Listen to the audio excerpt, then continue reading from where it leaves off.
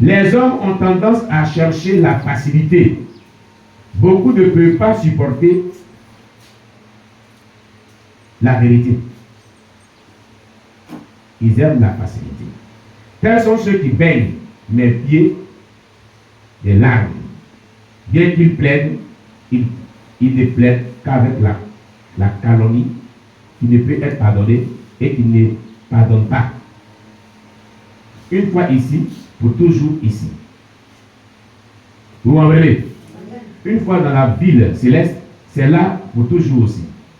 Mais seuls quelques-uns ont le courage nécessaire pour y aller et la blancheur du cœur que la ville exige.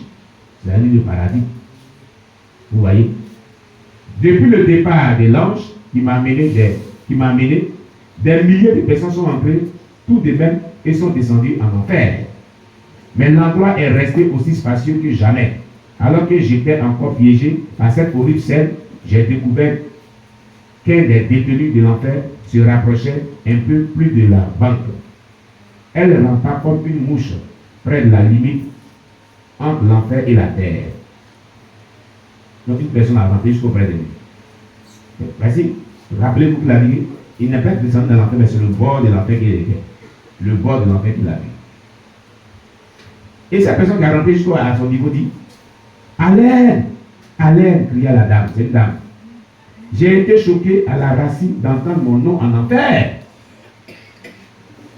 Je n'ai pas reconnu à l'époque qui était la personne, quand le visage était tacheté, défiguré par le feu.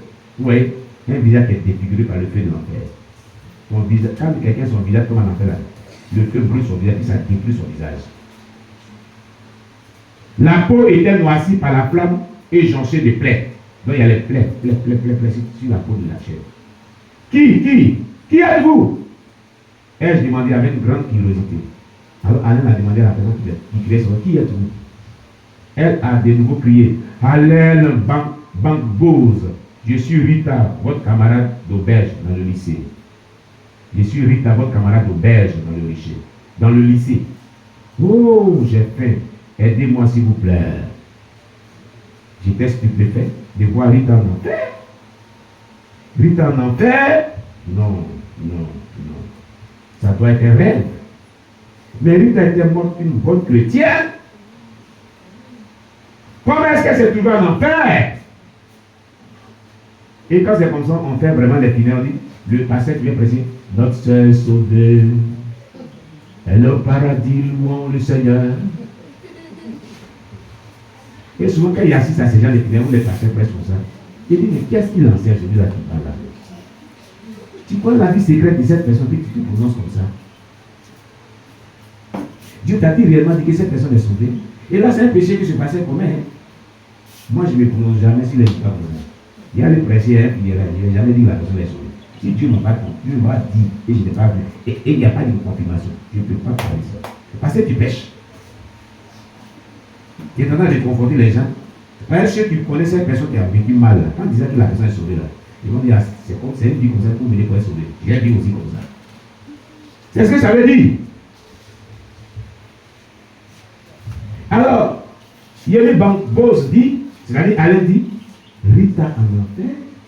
Rita, elle sait en Christ qui a vécu une bonne vie comme ça, là, elle en enfer.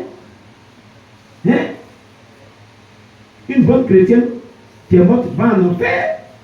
J'ai soliloqué toutes ces questions au même endroit. Pour faire court, les sentiments humains m'ont saisi et j'ai pensé que je pouvais aider à sortir de cette situation difficile. J'ai donc fait un pas pour aller vers elle. Mais mes jambes étaient trop lourdes pour que je puisse les soulever. Comme elle dit, aidez-moi là. Il a dit, il a aidé. Qu'elle veut faire comme ça, sa jambe là, c'est lourd, ça ne peut pas bouger. Qu'elle veut faire comme ça, il est bloqué. Il va bouger. Ça, tu peux sauver quelqu'un en enlève. Pas de sauver. Alléluia.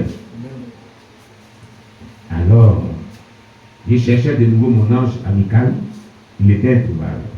Rita, pourquoi es-tu ici? Vous êtes un enfant de Dieu?